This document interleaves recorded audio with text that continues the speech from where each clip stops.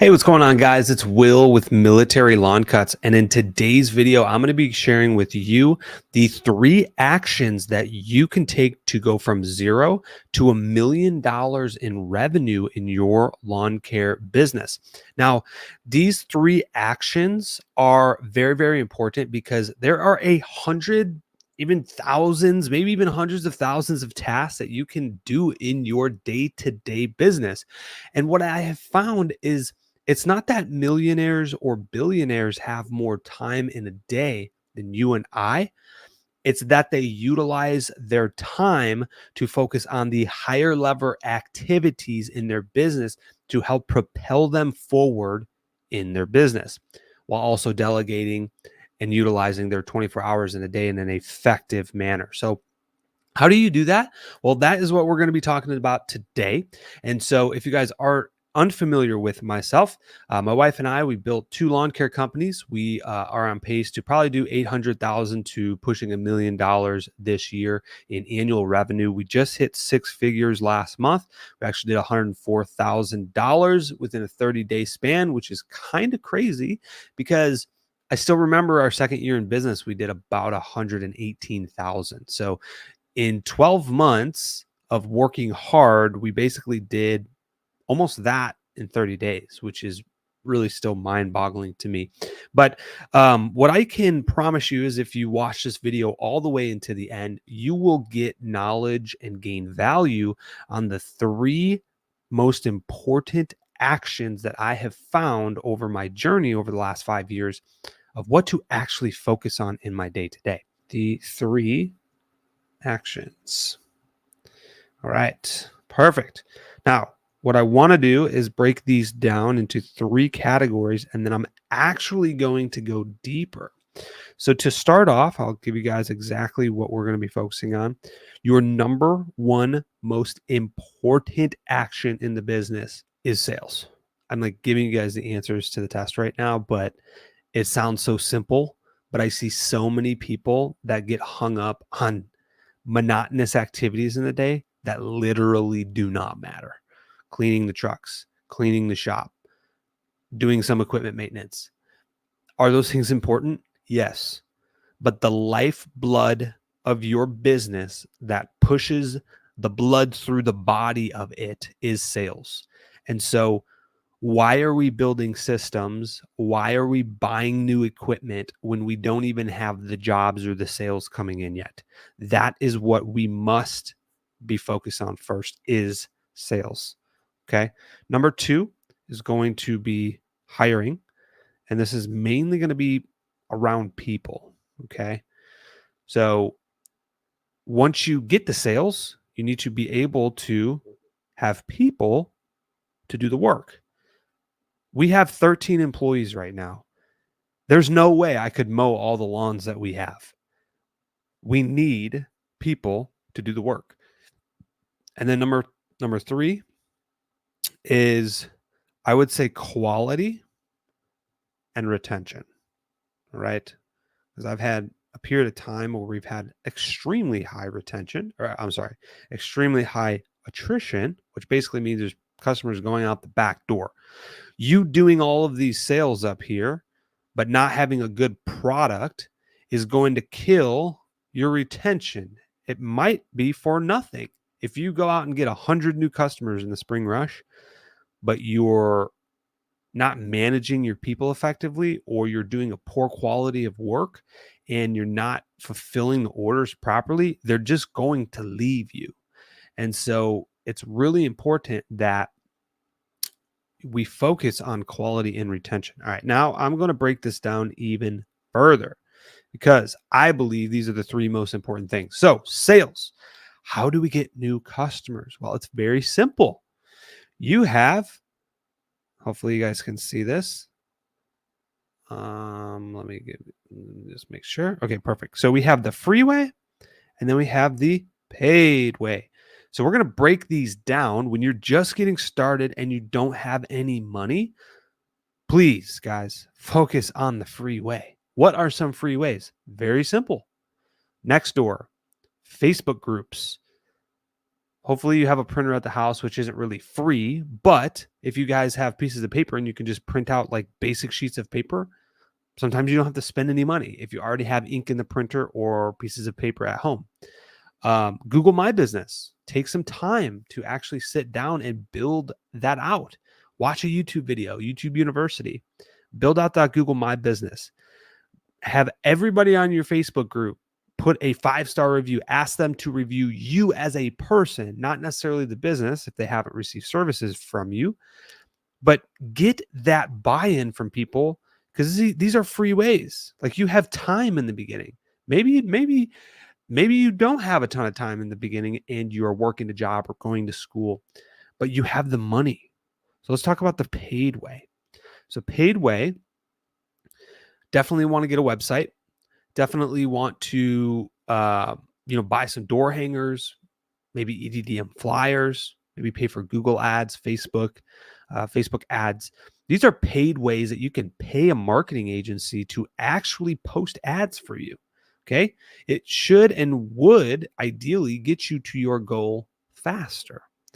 So, when we started out, we really focused on the free version because I didn't have a lot of money and I was getting scrappy with it. And a lot of people that are probably watching the channel are just getting started. They don't have a lot of money. So focus on the free ways. Now, once you start to build a business, okay, let's say you now have, you're a little bit more established, 2-3 years in, you've got yourself a CRM. There are free ways to still market. There are tons and tons of people that have reached out to us over the years. In fact, so much so that we have 3,000 people in our database as leads that have called us, have asked for a quote, but have not given us the card on file yet. It's a never-ending process of marketing and selling to these people. So you know what we did last month? We went in there on Copilot and we sent out a text to 3,000 people. You know how many estimates Larissa did over the last, couple weeks? Almost 150. In fact, I think she did actually hit the 150 mark.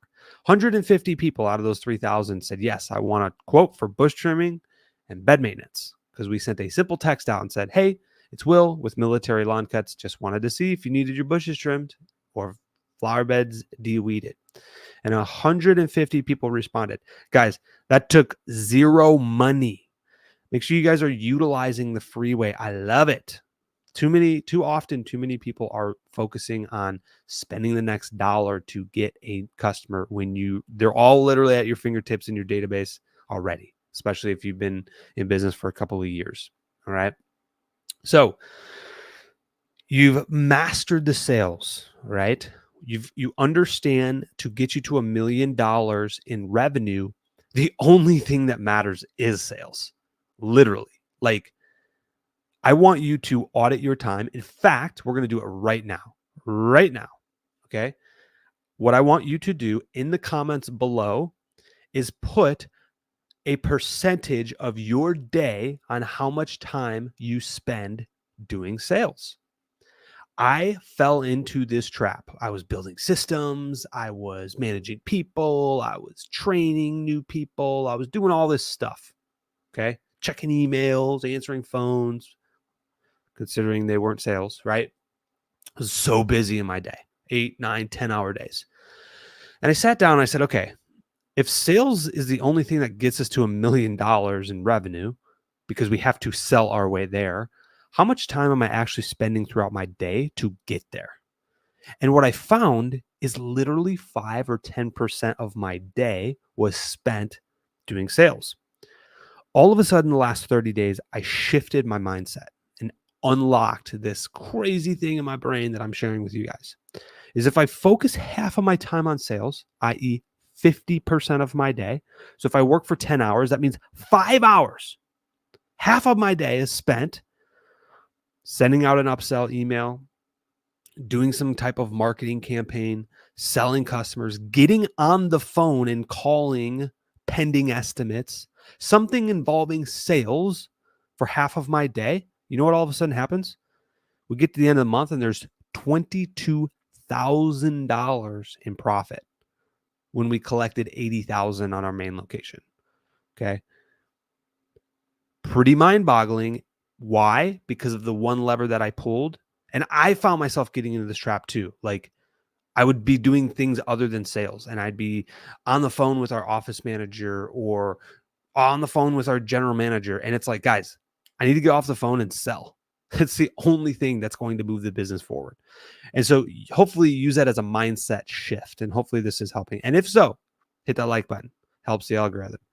But actually, I don't think, in the comments below, put the percentage of your day that you spend, it's active, on sales. I'm curious to hear what you guys are doing. All right. Number 2 is going to be hiring people. All right. We've already got the sales. We're building it. We're building this behemoth of a company. We're getting to that 200, 300, 500,000, pushing $1 million. There's no way you or I alone are going to be able to produce what we need to get to $1 million. It's just, it's impossible. Okay.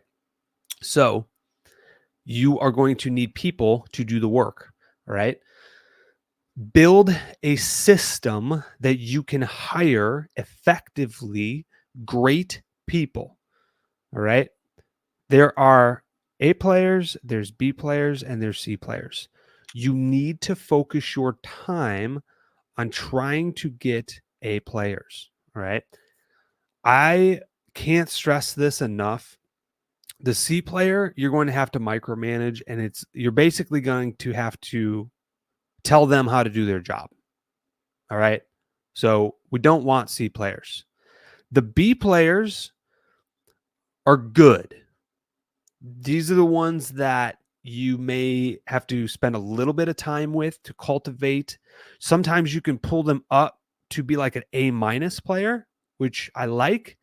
You got to be careful though, because sometimes they can fall into the C+ type of category.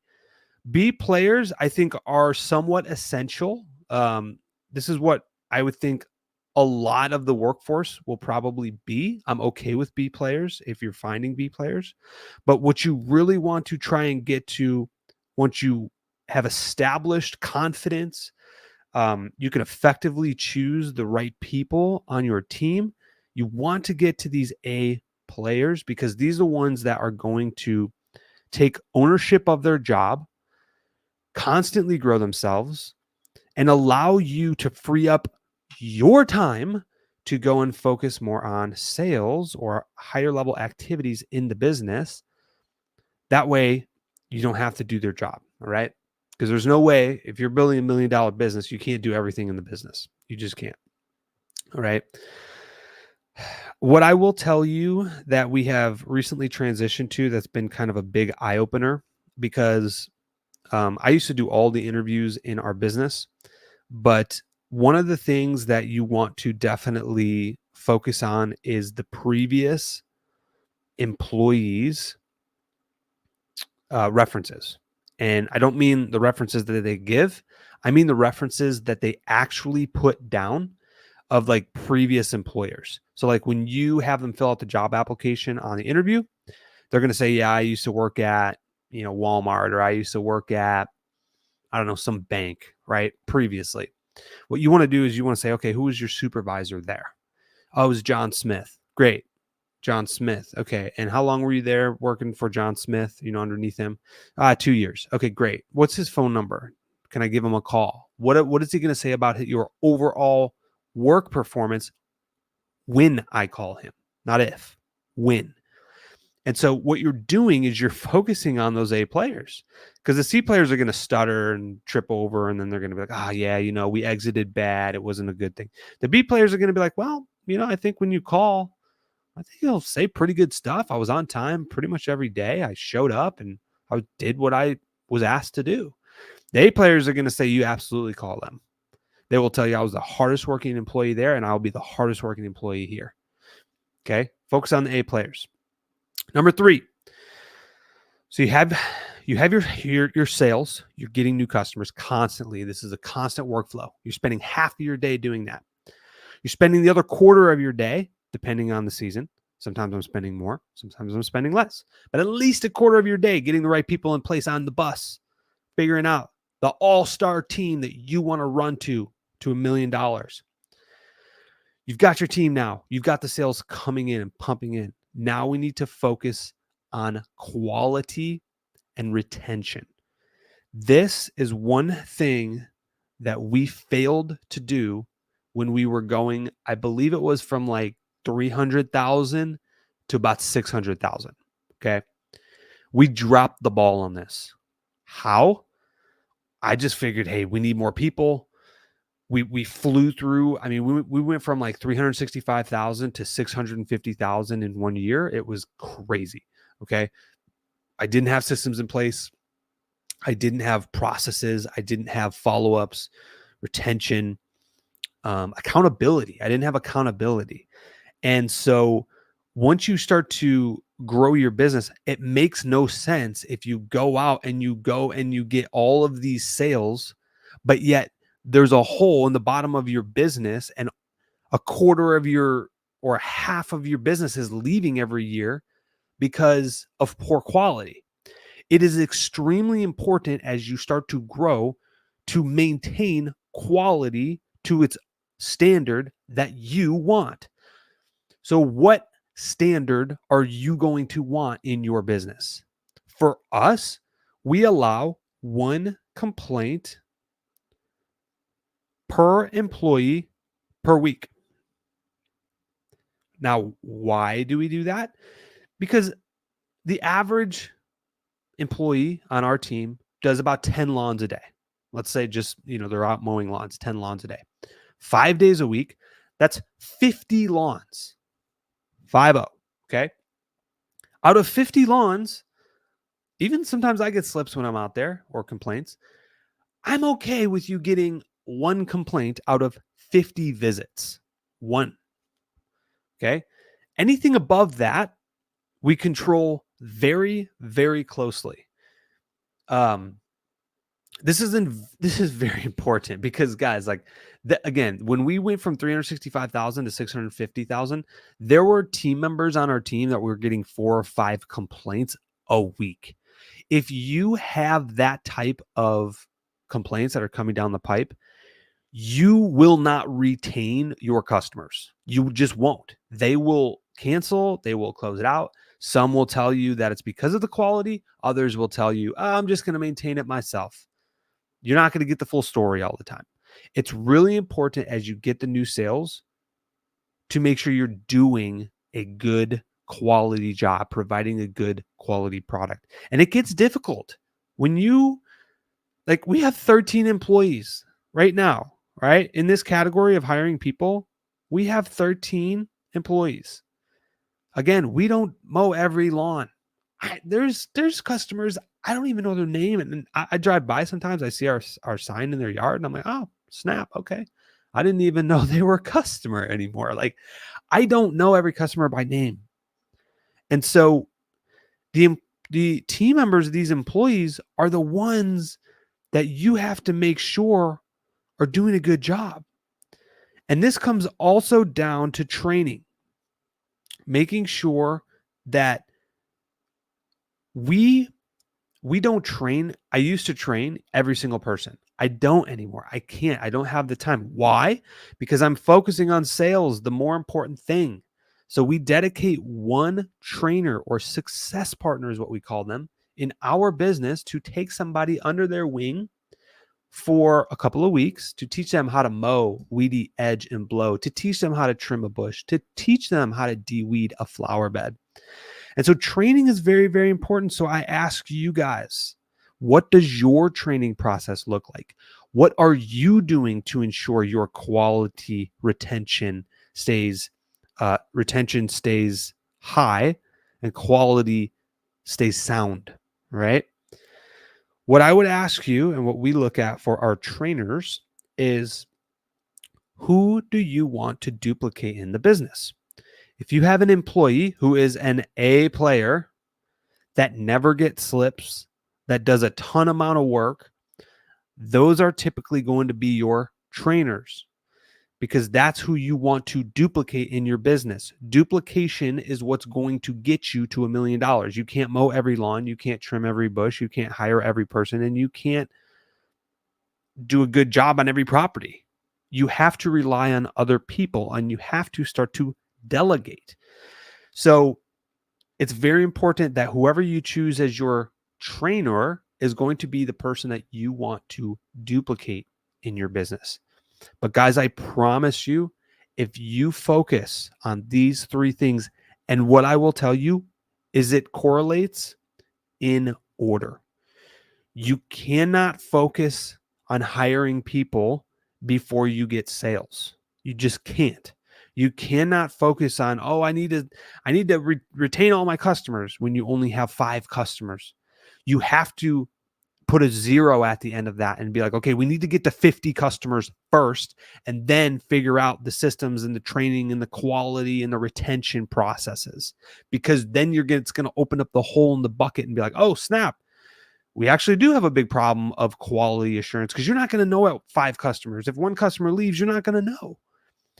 This is the exact order of what I would challenge you on if you want to build a $1 million business, because we're basically on the verge of doing that. We potentially might hit it this year.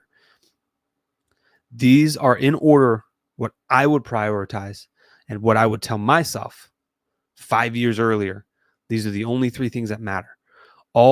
Anything outside. In fact, I'll do this. I'll make it very clear to you guys, because I did this with my general manager as well.